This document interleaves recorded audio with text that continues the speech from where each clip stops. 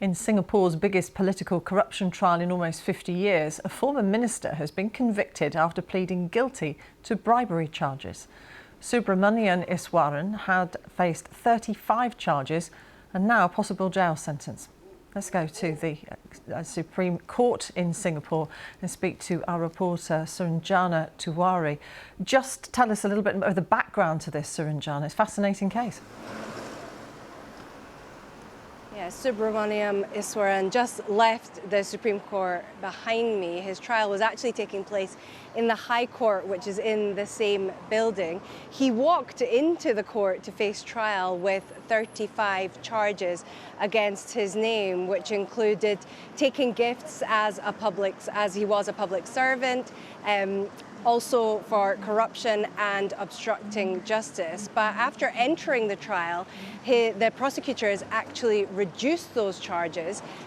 He now only faces 5 charges, and they dropped the corruption charge, so it's just taking gifts as a public servant and obstruction to justice. He pled guilty and the judge convicted him of all 5. But after many deliberations, the judge said that they need more time to decide what his sentence would be, and the court case has been adjourned until October the 3rd.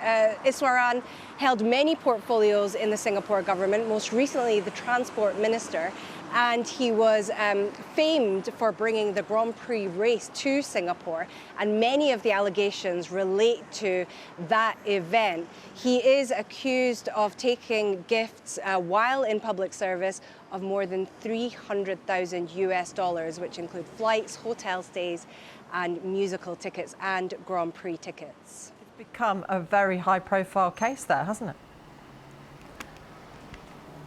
Yeah, absolutely. And one of the most high profile. In fact, the last political corruption trial was in 1975. So there's really very little precedent regarding these types of allegations.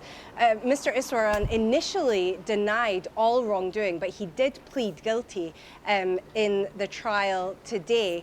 And this has really rattled Singapore because public servants are paid an awful lot of money. Some of them earn more than $700,000 a year, and lawmakers justify those handsome salaries, saying that they deter corruption. So there's been a lot of attention on this case, especially given that Singapore lawmakers put themselves at a much higher standard when it comes to things like corruption and bribes while in public service.